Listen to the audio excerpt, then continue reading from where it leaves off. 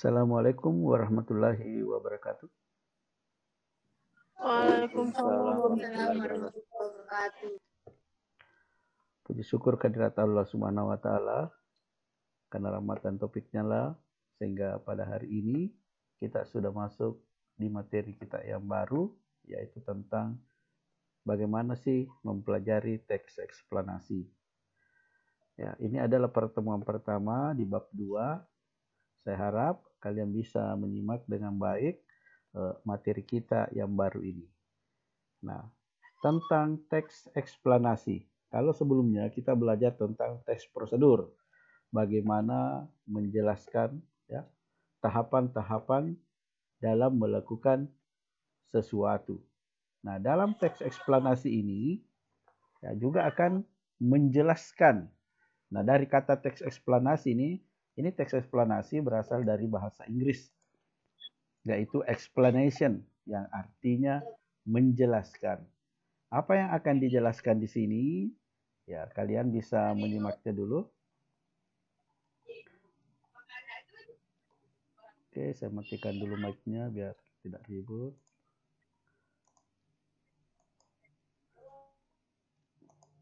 Oke, kita lanjut.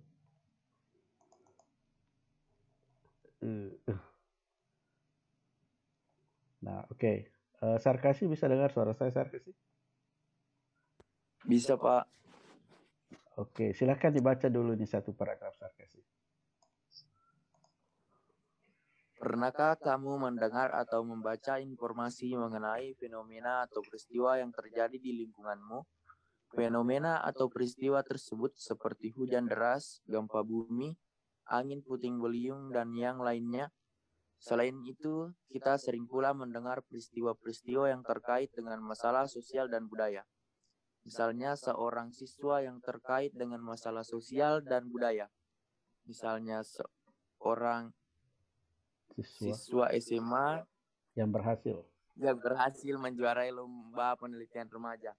Lomba salah satu jenis olahraga, atau siswa SMK yang berhasil menciptakan alat pendeteksi gempa bumi. Mungkin juga kamu membaca peristiwa politik dan ekonomi. Misalnya tentang pemilihan kepala daerah yang dilakukan secara serentak atau tentang investasi asing yang mulai merambah ke daerah-daerah. Informasi tentang peristiwa atau fenomena tersebut disajikan dalam jenis teks eksplanasi. Oke, terima kasih ya, Sarkasi sudah membantu membacakan. Materi kita hari ini adalah mengidentifikasi informasi teks eksplanasi dengan 2 indikator atau apa yang harus kita pelajari dan kamu pahami, yaitu 1, memahami informasi berupa pengetahuan dan urutan kejadian. Ini kalau di persamaannya dengan teks prosedur, ya urutan ini adalah tahapan-tahapan dalam melakukan atau membuat sesuatu.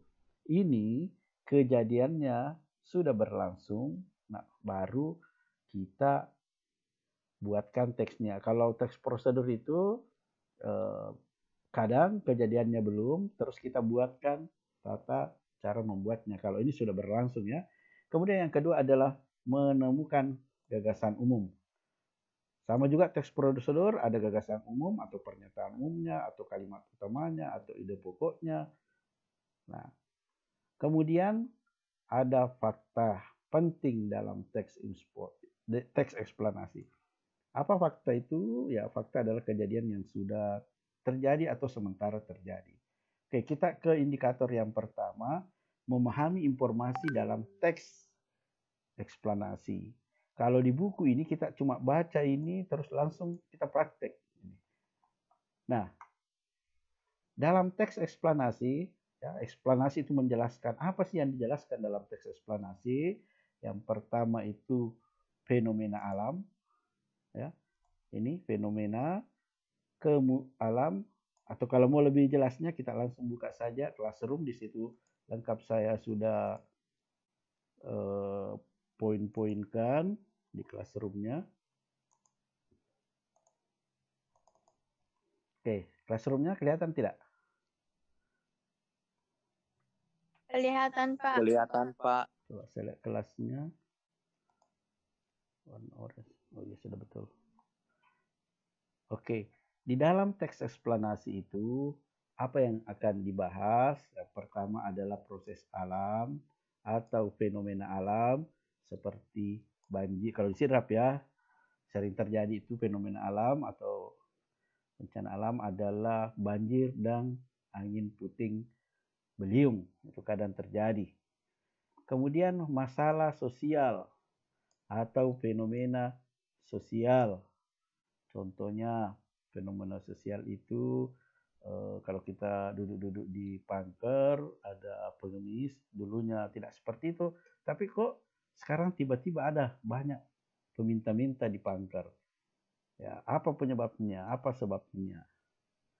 Kemudian masalah budaya atau fenomena budaya. Ya, contohnya, kalau anak sekolah, apa budayanya? Budayanya adalah bolos sekolah. Nah, apa penyebabnya? Apa masalahnya sehingga terjadi bolos tersebut? Jadi teks eksplanasi berisikan paragraf-paragraf yang merupakan pemaparan tentang akibat dan sebab terjadinya suatu fenomena. Ini biasa disebut dengan kausalitas. Sebentar saya jelaskan. Nah, dalam teks eksplanasi itu, penulis menggunakan banyak fakta yang fungsinya sebagai penyebab atau akibat terjadinya suatu fenomena atau peristiwa. Bahkan dapat dikatakan teks eksplanasi hampir semuanya berupa fakta. Bagaimana caranya memahami informasi dalam teks eksplanasi? Ya. Kalau di buku, ini saya perlihatkan dulu bukunya tadi. Nah, ini demonstrasi massa. Apa penyebabnya demonstrasi serta apa akibatnya demonstrasi? Nah, itu memahaminya itu sudah jelas penyebab dan akibatnya. Nah, di sini kita dituntut banyak-banyak membaca ya. Tapi sebelum ini saya akan jelaskan lebih detail lagi. Kita kembali ke classroom. Nah, bagaimana cara memahami? Tadi kan judulnya demonstrasi massa. Bagaimana caranya memahami informasi yang terdapat dalam teks eksplanasi? Yang pertama yang harus dilakukan adalah bacalah seluruh teks dengan seksama. Jadi kamu tidak bisa memahami sebuah informasi teks eksplanasi atau wacananya ya kalau tidak di apa? Halo, masih ada yang bisa mendengar suara saya? Masih, Pak. Nah, untuk memahami tadi wacana, apa yang harus pertama dilakukan? Membaca seluruh teks dengan saksama. Ya, harus kita baca. Ya, nanti kalau ada soalnya ya, kalau kamu tidak bisa membaca wacana, ya kamu otomatis tidak bisa membaca pertanyaannya. Kemudian pahami informasi atau pernyataan umum. Ini pernyataan umum di teks prosedur ada, di teks waktu kelas 10 juga ada. Pernyataan umum itu biasanya disebut kalimat utama, ide pokok, ciri-cirinya sudah juga saya jelaskan. Biasa menggunakan kata merupakan, adalah, ialah. Kemudian biasanya terletak di paragraf pertama. Kalau dalam paragraf kalimat utamanya ada di depan biasa disebut deduktif. Kalau di belakang biasa disebut induktif. Kemudian pahami informasi penjelas. Contoh ya. Kamu mendapatkan sebuah informasi tentang kecelakaan yang terjadi di depan sekolah. Ya, sarkasi ketemu dengan saya, Pak, maaf saya terlambat masuk karena di depan sekolah tadi ada kecelakaan. Nah, kita bikinkan dulu pernyataan umumnya. Ya, kecelakaan adalah kecelakaan adalah kejadian yang tak terduga. Ya, kejadian yang tak terduga yang biasa menimpa pelajar atau peserta didik di SMA Negeri 2 Sidrap. Nah, itu pernyataan umumnya. Saya ulangi, kecelakaan adalah kejadian tak terduga yang sering menimpa peserta didik SMA Negeri 2 Sidrap. Nah, setelah kita buatkan pernyataan umum, kita buat informasi penjelasnya. Seperti yang kejadian yang terjadi pada tanggal 2 bulan Agustus tahun 2021, salah satu peserta didik SMA Negeri 2 Sidrap tewas akibat ditabrak oleh mobil pada pagi hari itu. Itu informasi penjelasnya. Nanti banyak. Kemudian pahami kesimpulan. Kesimpulan biasanya itu berada di bagian akhir.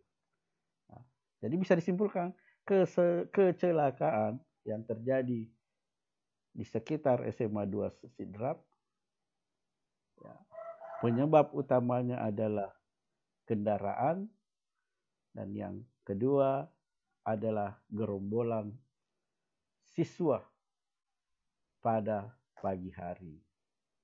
Kemudian cara memahaminya, tulis ulang informasi tersebut. Nah, ini contohnya di buku, nanti bisa dibaca sendiri, dan jawabannya itu sudah saya siapkan. Nah, ini pertanyaan yang ada di bukumu. Apa yang menjadi dasar jika tes tersebut dinamakan teks eksplanasi?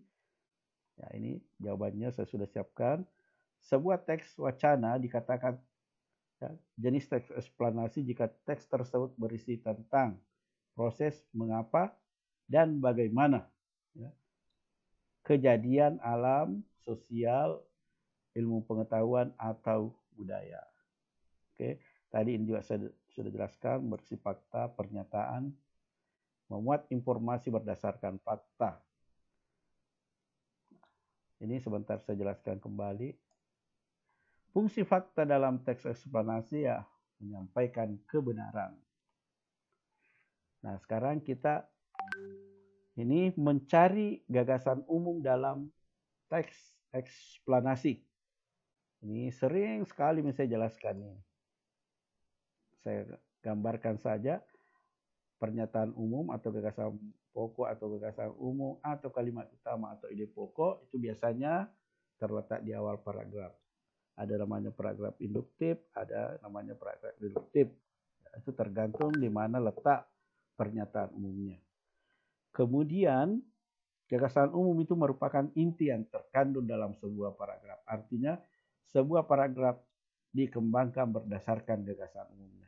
Contohnya tadi, ya, kecelakaan yang terjadi judulnya kecelakaan di SMA Negeri 2 Sidrap. Pernyataan umumnya tadi. Kecelakaan yang adalah suatu kejadian yang tak terduga yang biasa menimpa peserta didik di SMA Negeri 2 Sidrap. Kita kembangkan. Bagaimana cara mengembangkannya? Nah, ada namanya sebab akibat, ada namanya ditelusuri kronologis kejadiannya. Nah, sekarang contoh ini. Alia masih bisa mendengar suara saya? Oke, Inca Nurhalisa bisa dengar suara saya? Iya, Pak. Oke, silahkan dibaca contoh 1. Contoh 1. Dampak merebaknya penyebaran virus sindrom pernapasan akut parah atau Severe Acute Respiratory Syndrome atau SARS dari negeri jiran Singapura mulai mengancam bisnis perhotelan di Batam. Jumlah tamu baik dari luar negeri maupun dalam negeri merosot hingga tingkat hunian hotel di Batam berkurang hingga 10%. Demikian kata Public Relation Manager Goodway Hotel Puri Garden Budi Purnomo dan kata pengusaha Novotel Hotel Anas ketika dihubungi Kompas di Batam. Oke, ini contoh satu paragraf, ya, tentang wacana teks eksplanasi. Nah, ini kejadiannya fenomena di mana seperti sekarang, dulu itu ada namanya virus SARS, ya, yang pernapasan juga akut parah ya. Kalau sekarang lebih parah lagi, yang namanya corona. Kalau dulu SARS. Nah, dampaknya sama, menurunnya tingkat hunian hotel. Nah, gagasannya itu biasanya ada di awal paragraf ini.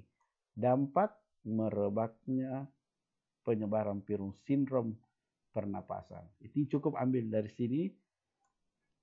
Nah, kemudian nah, kita bisa sambung kalau ingin diperjelas lagi. Namun, kalau dipendekkan, ya bisa ambil dampak merebaknya virus SARS terhadap bisnis perhotelan. Ini namanya pernyataan umum. Bisa menyangkut semua apa yang terjadi di dalam satu paragraf. Ya, itu contoh satu. Nah, contoh kedua, Ansari bisa dengar suara saya? Putri Kurniati bisa dengar suara saya? Hilami semua. Nur Hikmah. Siapa? Putri Kurniati bisa dengar suara saya? Oke. Bisa, Pak. Oke, silakan dibaca contoh 2.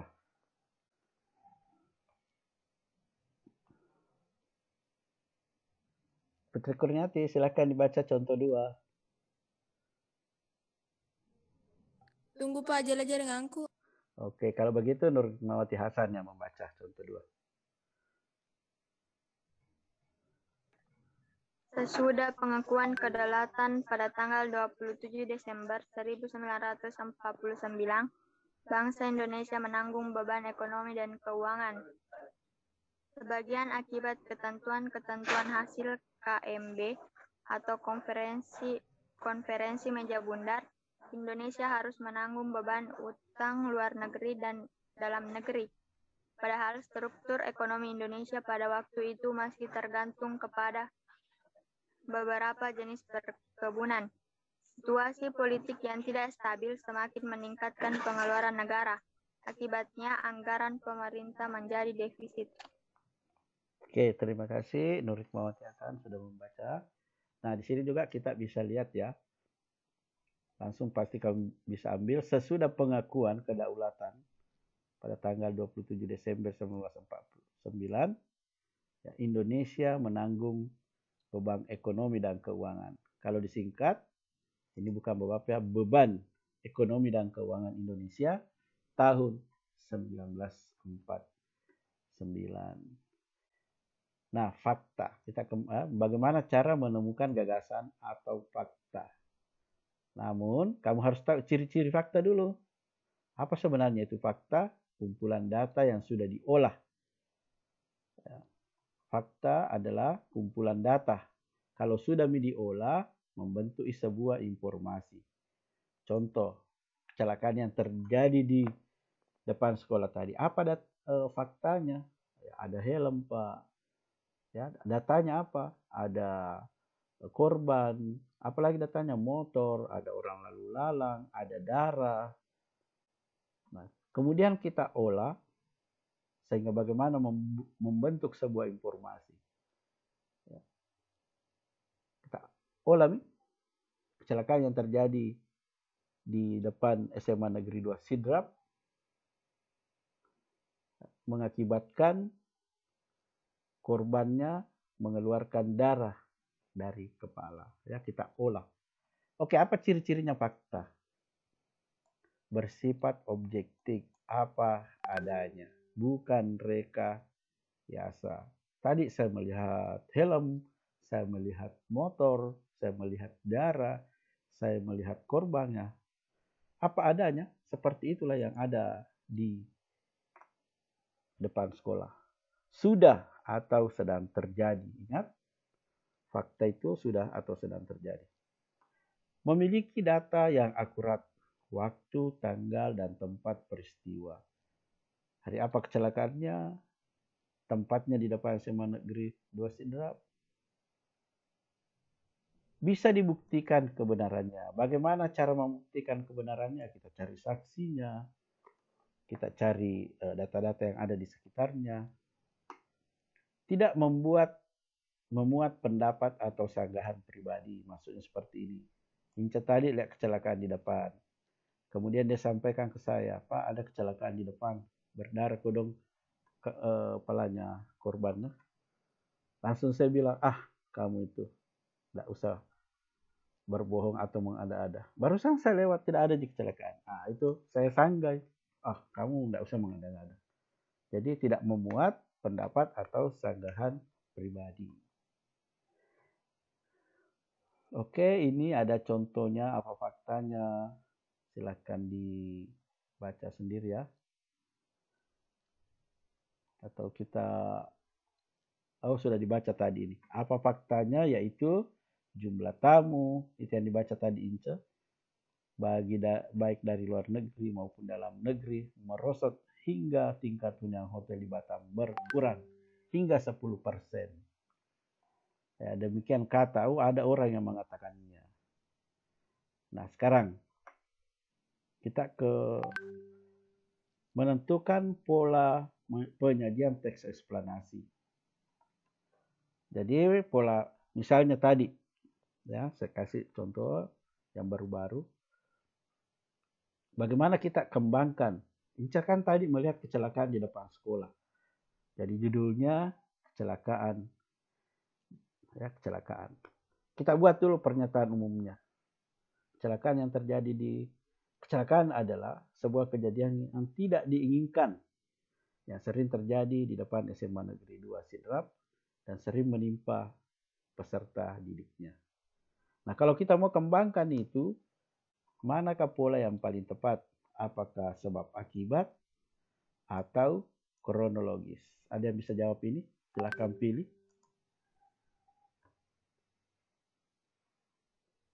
Masih bisa mendengar suara saya? Bisa, Pak. Oke. Nah, kalau biasanya kecelakaan itu, bagaimana cara polisi mengembangkan penyidikannya, yaitu dengan mencari atau menjelaskan dulu bagaimana kronologis kejadiannya berdasarkan saksi. Nah, kita ke ini dulu, sebab akibat. Contoh, tadi kalau kita mau kembangkan judulnya banjir di Sidrap. Kalau kita mau kembangkan itu, ya kita harus menggunakan pengembangan sebab akibatnya. Kita telusuri dulu kalau kita mau bikin wacananya. Di Sidrap itu kita jelaskan banjir merupakan fenomena alam yang sering terjadi di Sidrap. Dan biasanya terjadi pada bulan Desember sampai Januari.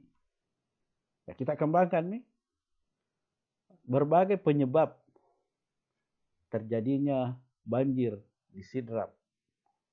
Ya, yang biasanya dimulai Desember sampai Januari. Pertama, curah hujan yang tinggi yang sering terjadi, yang berlangsung bisa sampai 3-5 hari hujan. Itu salah satu penyebabnya. Terus yang kedua, pola hidup masyarakat yang kebanyakan membuang sampah di sembarang tempat. Nah, itu kita sudah tahu penyebabnya, akibatnya itu pola pengembangan sebab akibat. Kalau mau cari lagi yang banyak supaya paragrafnya, silahkan. Itu namanya kausalitas atau sebab akibat. Nah, kalau ini tadi kronologis, ya kita bisa juga kembangkan. Kronologis itu urutan kejadian. Ditanya korbannya, kamu tadi naik motor di sini lewat sekitar jam berapa? Nah, terus apa yang kamu lihat di depan? Setelah kejadian kamu sadar atau tidak? Nah, itu namanya kronologis, urutan kejadian. Ini ada contoh-contohnya. Ya, ada langkah-langkahnya, silahkan dibaca. Oke, sampai di sini ada yang ingin ditanyakan? Atau kita baca satu dulu ya.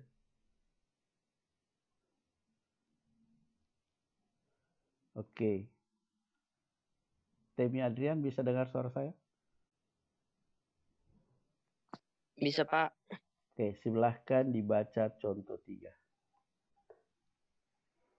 Pada bulan keempat, muka laki-laki tampak seperti manusia. Dalam bulan kelima, rambut-rambut mulai tumbuh pada kepala. Selama bulan ke-6, alis dan bulu mata timbul. Setelah 7 bulan, fetus mirip kulit orang tua dengan kulit merah berkeriput selama bulan ke depan. Dan 9, lemak ditimbun di bawah kulit sehingga perlahan-lahan menghilangkan sebagian keriput pada kulit.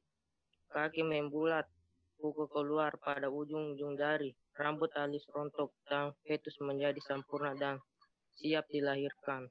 Nah, ini contoh tes eksplanasi paragraf. Ini bukan paragraf pertama. Ya, tapi karena ini contoh, satu paragrafnya dianggap paragraf pertama. Ini contoh tes eksplanasi, ya, mungkin judulnya pertumbuhan bayi dalam kandungan. Nah, ini ada urutan kejadiannya, mulai bulan keempat, 5, 6, 7, dan 8 hingga sempurna dan siap dilahirkan. Nah, kalau ini berdasarkan dengan, kalau kita lihat, bukan sebab akibat, tapi pola pengembangan proses kronologis. Ya. Oke, betul ini ya, pola pengembangan kronologis. Sampai di sini ada yang ingin ditanyakan? Silahkan direspon. Tidak ada, Pak. Oke. Tidak ada, Pak. Kalau tidak ada, saya simpulkan ya. Jadi dari awal tadi itu kita ini ya, awalnya tadi, jadi yang harus kita ketahui hari ini adalah ada 2 indikator. Ini, memahami informasi dan menemukan gagasan umum dan fakta penting dalam teks eksplanasi. Poin-poin rangkumannya saya bentukkan dalam cetak tebal itu, berserta poin-poin yang penting ini saya sudah simpankan di Classroom. Nah, nanti juga saya upload di Classroom. Oke, dengan ucapan alhamdulillahirrahmanirrahim, sebelum saya tutup, silahkan nyalakan videonya.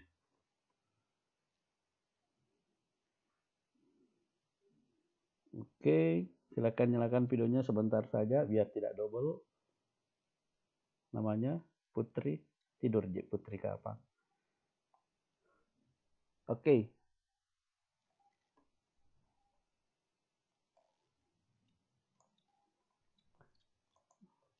Oke, dengan ucapan alhamdulillahirrahmanirrahim, pertemuan keberapa ini? Ada yang tahu pertemuan ke?